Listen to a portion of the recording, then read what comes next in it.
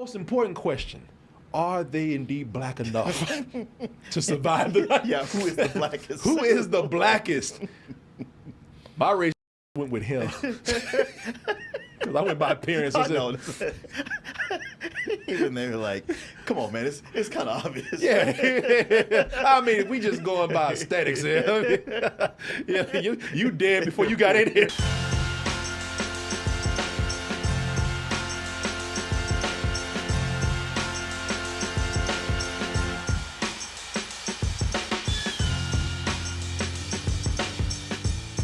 Let's go ahead and talk about this new horror movie that's out there. Ladies and gentlemen, yes, we have a new horror movie out there, and the twist with this is that it is an all-black cast that we have here. Some people say that's a horror movie enough for anybody. Shit, we ain't no killers or monsters. All-black cast. Ah! That's scary enough on its own. But people, the blackening is what this movie is called, and yes, there is a horror twist to this. It is a horror comedy, by the way. And what you have here is a group of friends who go to a cabin in the woods, a place where no black people ever go to. So you know that this is going to be scary right here. Them going to a cabin in the woods, and when you know it, you know, white people go to cabins in the woods all the time and nothing ever happens. Every now and then a demon will pop up. I feel like stuff happens when they go to the cabin in the woods. But you know what? Every now and then they'll you know, 2 or 3 times out of 10, they'll actually hit a legit Airbnb. you know, every now and then white people, they'll get a good one. Black people never get that. Well, the odds were against them. Yeah, shit, look at that. You look like you're right, Mark. Odds were against these group of friends. A group of friends having a college reunion. Go to a cabin in the woods and they say, we knew our black asses shouldn't come out here, man, because when they get out there, there's a board game waiting for them called The Blackening, and it's asking them to ask questions about their blackness. It's funny because I own a game like that. It just doesn't have the Sambo in the middle. You own The Blackening? No, it's not called The Blackening, but it's called Black Card, your Black Card. And it's all these, like these questions they were asking, I was like, shit, those are in the game that I have. Wow, just don't have a Sambo in the middle? Yeah, doesn't have a Sambo in the middle. Don't have no pickaninny and nothing? No. Uncle Remus don't pop up? No. All right. No, well, they missed the boat on putting that in there. Oh, man. Because I kind of want this game. See, I don't know why. As a matter of fact, not only that, but they ask some of the same questions that are in that game. They do? Yeah, because, you know, I at like one of the functions of barbecue with some of our friends over who are all black. Yeah, and of playing course. with the kids and and just, you know, drilling each other on those questions. Oh, man, I got a lot of white friends. That's why I want this game. I got a lot of white friends that don't know when to go home. Oh, there you go. So I pull this out. Yeah, just make them feel uncomfortable. Oh, well, it's getting late, Miss Cole. Yeah, I think once you would just take the box top off, they'd be like, yeah, okay, well, it's late. Yeah. No. Y'all don't want to play around a Sambo? No, you're not filming this, are you? I gotta say, man, that thing is shocking. When they opened that, I was even like, holy shit. Hello. Yowza. But yeah, The Blackening asks questions about their blackness. You know, unlike the game that you got, Martin, you know, you play it, and if y'all don't answer the question, your card is just revoked. Yeah. In this game right here, if you don't answer the questions correctly, your life is revoked. You die. And your soul is required in hell. So that brings us to question here. Who is behind this mysterious game? Who is the person that invited all these people to this cabin in the woods with these nefarious plans? And the most important question, are they indeed black enough to survive the night? Yeah, who is the blackest? Who is the blackest? My racist ass went with him. Because I went by appearance. I know. Even they were like, come on, man, it's kind of obvious. Yeah. I mean, we just going by aesthetics here. Yeah, you dead before you got in here. But also, the bigger question is this just some foolishness? Right. You know, a lot of people saw this and a lot of people say, oh man, this looks hilarious. But then some bougie ass black people, they said, nah, this is not for me. You know, I thought we were moving into a new age. I thought we were past this stupidity, this Hollywood black stupidity. But we've been surprised before. True, it's happened. I hate to bring it up, but old Jordan Peele caught us all off guard and made a masterpiece out of something that we thought was a black joke. Yeah. Could this be the same? Well, let's go ahead and take a look at this trailer for The Blackening, and we'll be back with our review. You sacrificed the person you deem the blackest. The blackest? Nobody should judge anybody in here, bro. That brother spoke up quick. Yeah, he's sweating. He knew. He said he beat everybody to it before y'all say anything. Don't be racist. Damn time! That's the DMX. What are you doing? All right, so this movie, even looking at this trailer, I said, you know what, this movie has some things that just don't sit well with me sometimes. So the as we've described it, and as you can see with the trailer, the big theme in this is defining blackness. And defining blackness, I've noticed, that often ends up not defining blackness. That often ends up with somebody talking about you ain't black enough. Sure. It always ends up. It always devolves into It always devolves into somebody criticizing somebody else for not being black enough. And also, when people sit around and try to define blackness, it's usually not defining, it's limiting you to what you can be. If you're black, you're not supposed to do this. You're not supposed to listen to that. You're not supposed to eat this, or you're supposed to eat that. I think trying to define blackness is something that we're still trying to figure out, and a lot of times it limits us and it belittles us. Not to say that we should not embrace blackness. You understand what I'm saying, though? I do. Also, they say the N-word a lot in this movie. Now, I have no problem with a little spicing of N-word here and there, a little seasoning here and there. But damn, when you machine gunning that shit, you going off saying it every other word. I get a little uncomfortable with it. I've said this about things like the Boondocks and whatnot, because it becomes a crutch word, and also white people think that we're edgy when we do it, so sometimes they define us by the N-word. That was the time I told y'all, Cartoon Network, Adult Swim, I guarantee you they did not want a black show on there unless you were saying the N-word every 5 minutes. And also, with movies like this, I still think Hollywood is more comfortable with blacks in low-budget comedies, man. And I'm into movies with marginalized groups that strive for more right now. But having said all that, this shit is funny, man. It's hilarious. And the thing is, to watch this trailer, you don't know what you're getting into. It could be, okay, they cherry-picked a few funny moments, and it's mostly awkward. Or maybe it's going to be more of a straight-up parody, like Scary Movie or something. And no, it's not. It's it starts out kind of awkward because there's a lot of exposition just to get things set up. Yeah. And you don't really know the people. But once you do, the movie's not just hilarious, but it's smarter than it looks. Yeah. And the black comedy, a lot of what they say is authentic. Whereas so much of his laughing is just like, oh, that's so true. So this is funny, and not only is it funny, because listen, we see a lot of black things that are just foolishly funny. Yeah. But this is actually very clever. More clever than I thought it was going to be by this trailer. Matter of fact, I felt like it got clever the longer it went on. Yeah. I might be a little the opposite, but I do think so. I'm really impressed by the mashup of influences that they have here. So this has the consciousness of Get Out, with the self-awareness of Scream, and the foolishness of Scary Movie. Yeah, yeah, that's true. With just a little dash of Evil Dead thrown in there. And while it's not really scary, I know we're talking about all these, these horror movies and whatnot. It's not really scary. I would even say it's kind of predictable if you've seen enough movies. Yeah. Like I said, if you've seen enough movies, maybe not. But I had a guess of where things were going to go, and I was right on the money. But I was just guessing. Oh, come on! It's almost so obvious. The movie is so meta and self-aware. I can't believe somebody didn't point that thing out. Oh yeah. But even though it's not scary, I don't even think they're striving to be that scary. It's driving more for the comedy. And even though it might be predictable for some people, it delivers on the laughs and also some of the thrills a little bit. Like, I mean, early on, when things are going down, you really do wonder what's going to happen to these people and who is really behind this. You know, you start wondering what's going on with the whole reason why they have them there. So, you know, it is a lot of fun. And I'm gonna say a large part of that fun has to do with the cast that they have here.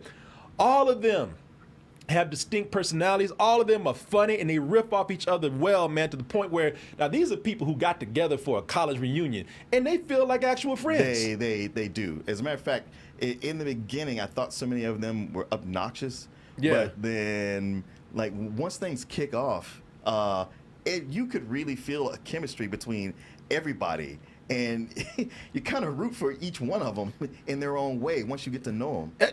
There was nobody here that I disliked.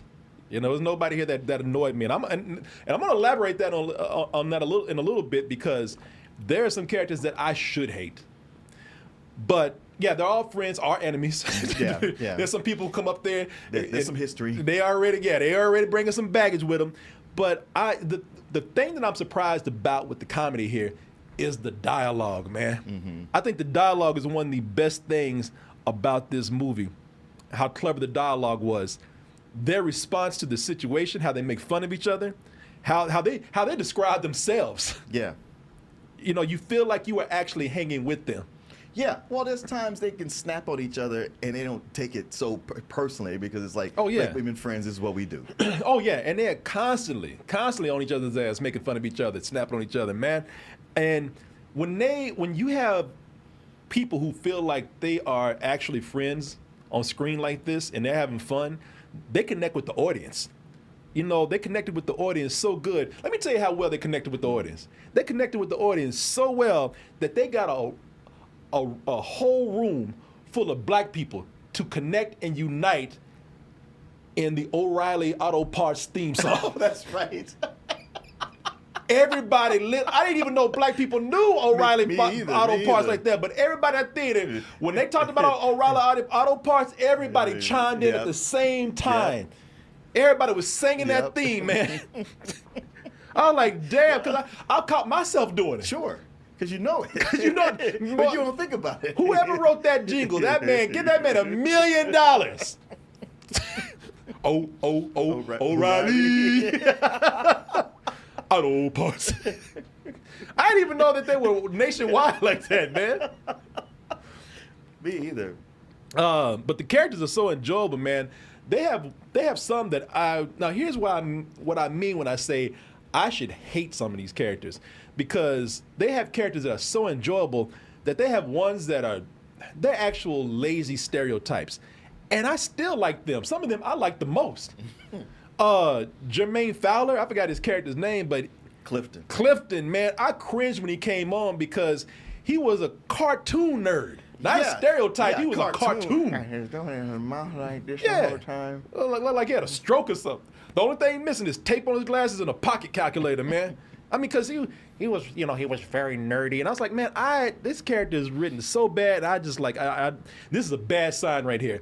But, man, he had, the way that he was responding, maybe it's because of the way black people make fun of nerds.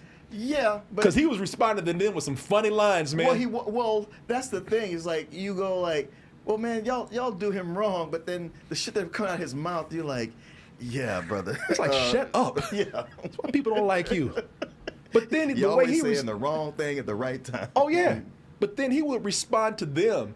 He'd get little jabs in here and there, and they would, like, he's sneaky. Yeah. And I thought that was really funny, man. Dude, I mean, they showed it in the trailer, but I got the biggest laugh when he turned the dude, make him stop shooting the gun sideways.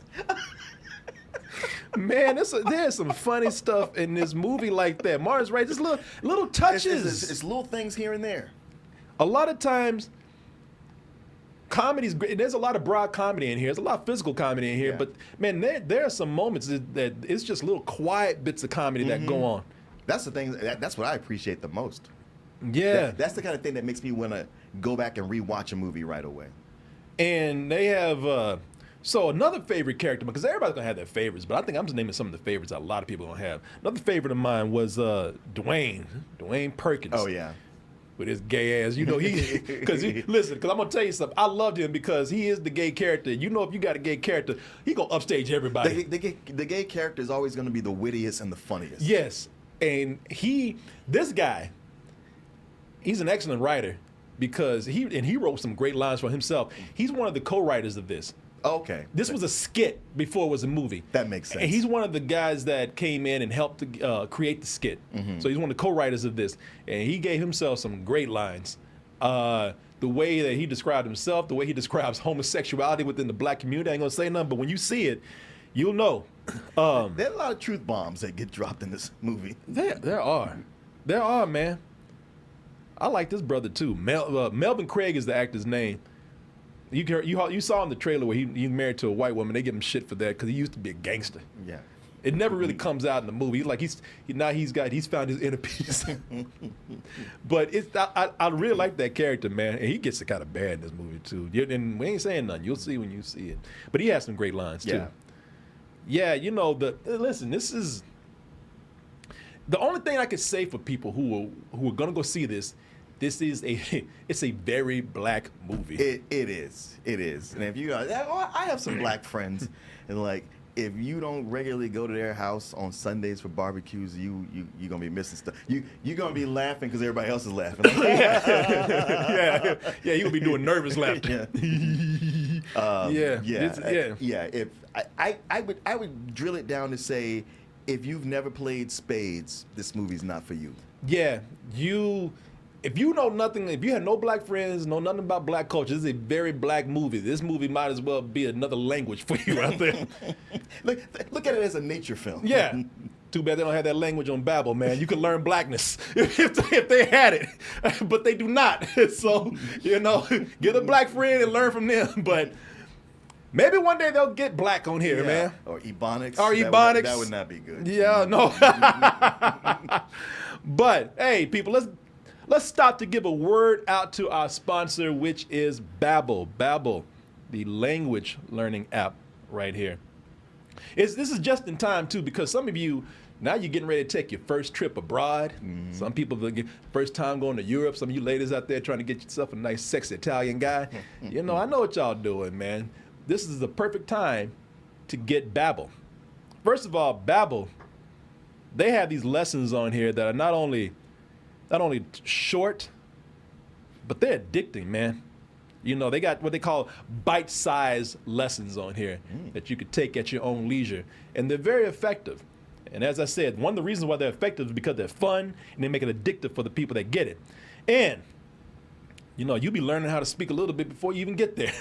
Yeah, you'll be chatting up that a sexy Italian dude in no time when you get there, man. And with Babbel, they have 10 million subscribers out there, so you know that this is a quality thing that people are signing up for. But you only need 10 minutes to complete a lesson and start having conversations in probably about 3 weeks. Babbel has these expertly crafted lessons, and they have built those around real life, real conversations based on real travel, based on relationships, people who travel for business. They've kind of based their lessons on that. Not just, let me put this into an AI. Let me put this into the chat GPT and start talking about wee and all that. No. This is based on real experiences and also created by language experts. It's not created by an AI. This is created by over 150 language experts and also voiced by real native speakers, not computers out there. You can choose from 14 different languages. If you go up here, here's just a handful: Spanish, French, German, Italian. Here, let's go on down. Russian, Portuguese, Turkish, Dutch, Swedish, Polish, Norwegian, Indonesian, Danish. Oh my God! Wow. I'm gonna travel the world and speak to everybody after getting with Babbel right here. And they have so many lessons that you can get into, along with videos, stories. They even have live classes that you can sign up for. Oh, they have podcasts. Plus, they have, here's something that you're going to really love. They have, are you not satisfied? You're just not talking like you think you're supposed to be talking. Well, they got a 20-day money-back guarantee. Oh, sweet. Now they're speaking your language. And start getting that new language learned today. Not only sign up for Babbel. But hold on, before you do that, I'm gonna make it even better for you. Like I said, I'm really gonna speak your language right here, the language of money. And you can get up to 55% off your subscription when you go to babbel.com/toasted. People, that is more than half off your subscription when you sign up to babbel.com/toasted. BABBEL.com/TOASTED. Get Babbel. Get Babbel for 55% off and start speaking the language of your desire today. I want to thank Babbel for sponsoring this portion of the show, and I want to thank how do you say, gracias, for your support out there, all of the Toasties. I appreciate you too. All right, where were we with this? I will say this with the movie. I'll say this much. So, you know, when people get to the cabin, first thing they greeted with is that little black Sambo right there. Kind of like the racist version of the saw puppet. Sure. But I will say this, if you're expecting this to be a black Saw, you might be a little disappointed, because I don't think that they do a whole lot as far as, you know, horror goes. I don't think they do a whole lot with the board game concept here. It's used mostly to rip on black culture or make us feel bad about not knowing black history. I think the concept is used mostly for fun than scares, or used more for laughs than suspense. I just had fun watching them try to answer the questions. Sure. That does make it more fun. I mean, initially it felt like more of a horror movie, and as horror movies go, it wasn't anything special. No. But the longer it goes on, the more it's like, no, this is really about the comedy. Because even as it's going, the horror, the horror part of it, they're manufacturing reasons to get scared or to split up or to make dumb decisions or stick around. Like that whole, like, we got to keep playing the game. That's the one thing you'd be like, man, fuck this game. Yeah, they can't kill all of us. But I'll tell you, at the beginning, that's the thing about it. At the beginning, they do set it up, and it kind of works. It does function as a comedic Saw. They kind of drop that as the movie goes, but at the beginning of the film, and again, little subtle things going on. At the beginning of the movie, you have Jay Farrow, and I forgot the chick's name. Yeah, me too. That he's with, but they come in at the beginning of the movie, and they also kind of they're there to also comment on blacks in horror movies. Name one black character that survived a horror movie. You must answer correctly. All right, I know the answer. It is Jada Pinkett, Omar Epps, Scream 2. Brother, I was like, no. That did get a response out of me. I'm like, no. Yeah, man, kill him, man. Then this was the first to die. What are you talking about? I honestly think that the studio didn't have the budget to keep him the whole movie. That's why they had to die first. Little comment about not being able to afford Jay Farrow for the whole movie. Right. And they ain't got a whole lot of money, you could tell, so that's true. Well, you know, that's Yvonne Orji is I think Orji, is that her name? O-R-J-I, is that her name? No, that sounds about right. I mean, that's the nature of any Cabin in the Woods movie, is that we don't have a big budget. So we got this one location, and we're making it a bottle film. Yep. And we do get a name, they out quick. Yeah, man. Speaking of these questions later on in the game, man, it is. Listen, I laughed so hard just at some of these questions they were asking.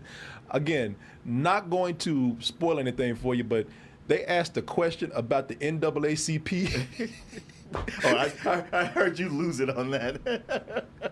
Man, y'all gonna see this movie and tell what you think about that. I laughed, man. It caught me off guard. Man, this movie almost choked me out. Yeah. When they did that joke, because it caught me off guard. And I laughed so hard, man. Well, that is the beauty of the comedy, is that there's so much coming at you, and not just like not stupid shit, but like some of it is smart, but so much of it you think you got it, and it'll catch you off guard with something. Oh yeah. Over and over again. Yeah, man. Yeah, they caught me off guard, because I was talking about defining blackness. A lot of that blackness defined me. There was a lot of things they said about blackness. I said, yeah, that's me. Yeah. I was like, wow, that is me. I laughed at something else. I said, that's me to a capital B. with my blackness. So I was like, yep. I was like, yeah, you know what? They hit a lot more marks than they missed. Mm-hmm. I will also say though that the, they're not very subtle when they approach the horror tropes in here. No. Are in certain cases black culture. I would say that the satire is probably for me not as good as the dialogue or the performances or the actors hanging out with each other, because there are some things in here that are downright lazy. They have a white ranger in here, a white officer named Officer White. Yeah. Like, oh, come on, man, y'all look better than that. If I got an invite to the cookout, I'd be honored, but I wouldn't go. That's a pretty good answer. You know what? Here's something you can answer for me. I just now looked at this. Let me see here. Is this man wearing lipstick? His lips just that juicy. You know what? Dietrich Bader has always had red lips like that. I mean, but Dan, that is like... I know. And I don't know if he just always wears lipstick or he just has juicy red lips, but his lips have always been that way. He look like he's getting ready to read stories to kids right Yeah, now. right? He look like a drag queen. He look like somebody's white auntie. I like the actor, but I'm like, damn, those are some ruby red lips, Now man. that you pointed out. But I will tell you, even though the satire is not as good as the comedy, some of the other comedy in this, I will also say that it's just good to see a movie just be this unapologetically open and outspoken about our politics. Talking about our social issues. Like they just come out with it. They just come right out with it, man. And they're doing it, and it's good to see that without being in some kind of, without being in a struggle in a movie? struggle tone. Yeah. Yeah, I appreciated that, man. Because they come right out with it. Like when I say politics, because in life we often get criticized for criticizing obvious things. I know. Why you don't vote for this person? Well, why can't you just have an open mind? I mean, all politics are bad. No. They come right out in this movie talking about they are very anti-Trump. Comments about the cops and things like that. I was like, yeah, I'm 100% behind you on that. Like I said, the only thing I don't like about it, they use the N-word as a crutch sometimes. They say it a lot, but even then... You know what? It didn't bother me because it felt natural, like as people would speak, especially in the group together. But see, I don't like it in life. I think a lot of people just starting to drop it, and again, that's feeling lazy to me. But then again, they even make fun of that in the movie. Yeah. So, I would say that if the movie has any big criticisms from me, this is why I think it does not get clever as it goes along, because I think as it goes along, this is based on a sketch. And I think you kind of feel that near the end, like a lot of movies, by the time they get to the third act with this, it's almost like they're looking for what direction to go in. So it feels like there's moments where it's kind of stretched, and the movie is kind of just directionless in a way. Like they're really trying to find that next thing to go to, and that's where I felt like, all right, this is where it was pulled out from a sketch to a movie. But it's not in large parts of it, but I did feel it though. It's funny because I so often feel that with comedies. Yeah. Like even when they're funny, they get to the third act, they're like, okay, well now we got to focus on the plot. This is one of those rare times where I didn't feel that. When they get to that, I was it all felt like, yeah, this was always part of the plan. I didn't feel it wandering. I think they had an ending. I could tell you the part where I even noted the part where I felt it. But then again, like I said, maybe it's because I knew it was a sketch ahead of time. I don't know. But I will say this though. This is some of the most fun I've had in a theater this summer. And the end credits, it's going to seem like it's not going anywhere, but stick around because they keep fading to black on certain things and keep coming back to the joke.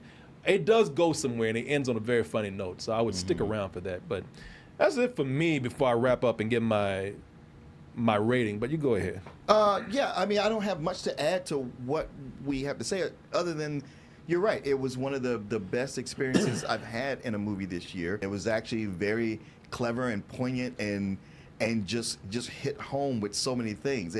There is that feeling of, to compare it to Get Out, there is that like, oh wow, you really went there. You really, you addressed this, but not in a beat you over the head way, because it's a comedy and you do like the characters. They grow on you, and it's almost like I don't want necessarily a sequel, but at the same time, I kind of want to hang out with them more when this was over, which I think is the best sign of this kind of thing.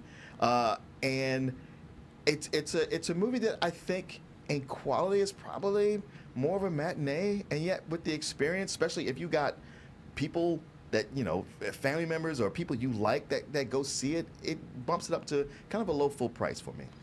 All right. Well, for me, not as high. Again, like I said, I don't think the satire is written as well as just some of the dialogue. And I did feel the time a little bit with this, but I still had a great time with it. I give it a matinee. I had fun with this. A lot of this probably depends on watching this with the right audience. With the right audience and being the right person. Yeah, this is something that is going to be fun to watch at the theater, or it'll be something that is fun to watch with a group of friends when it finally comes on TV or you find it on streaming. Yeah, no, the perfect way to watch this is to buy a bootleg at the barbershop and bring it home and have everybody watch it on support TV. black business, man. No, Don't bootleg this. Hey, I said a low full price. I'm willing to pay to see it again. Yeah, it's fun. It's fun. Like I said, as far as the audience goes, I had a great time at the theater watching it with them. Because you know black people don't shut up. They enhanced the movie this time. They did.